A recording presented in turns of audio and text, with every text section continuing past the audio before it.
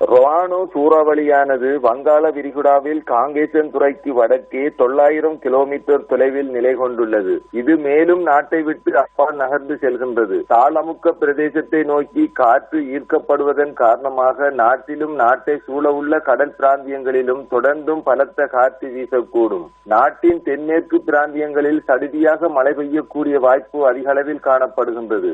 சில இடங்களில் சுமார் 100 தொடக்கம் 150 மில்லிமீட்டர் வரையிலான பலத்த மழை பெய்யக்கூடும். மத்திய சப்ரகமுக மேல் மற்றும் வடமேல் மாகாணங்களிலும் காலி மாத்தறை மாவட்டங்களிலும் அடிக்கடி மழை அல்லது இடியுடன் கூடிய மழை பெய்யக்கூடும். ஏனைய பிரதேசங்களின் பல இடங்களில் மழை அல்லது இடியுடன் கூடிய மழை பெய்யக்கூடும். பலத்த காற்றும் மின்னல் தாக்கங்களும் ஏற்படும் சந்தர்ப்பங்களில் பொதுமக்கள் அவதானத்துடன் செயற்படுமாறு கேட்டுக் கொள்ளப்படுகின்றனர். கடல் பிராந்தியங்களை பொறுத்தவரையில் காங்கேசன்துறை தொடக்கம் மன்னார், கொழும்பு, காலி ஊடாக அம்மாந்தோட்டை வரையான கடல் பிராந்தியங்களில் அடிக்கடி மழை அல்லது இடியுடன் கூடிய மழை பெய்யக்கூடும். ஏனைய கடல் பிராந்தியங்களின் பல இடங்களில் பிற்பகல் 2 மணிக்கு பின்னர் மழை அல்லது இடியுடன் கூடிய மழை பெய்யக்கூடும். காற்று மணித்தியாலத்துக்கு 50 கிலோமீட்டர் வேகத்தில் தென்மேற்கு திசையில் இருந்து வீசும். நாட்டை சூழவுள்ள கடல் பிரதேசங்கள் சற்று கொந்தளிப்பாக காணப்படும். ஆனால் காற்றின் வேகமானது மணித்தியாலத்துக்கு 70 முதல் 80 கிலோமீட்டர் வேகத்தில் அதிகரித்து வீசும் வேளைகளில் கடல் பிரதேசங்கள் மிகவும் கொந்தளிப்பான நிலையில் காணப்படும்.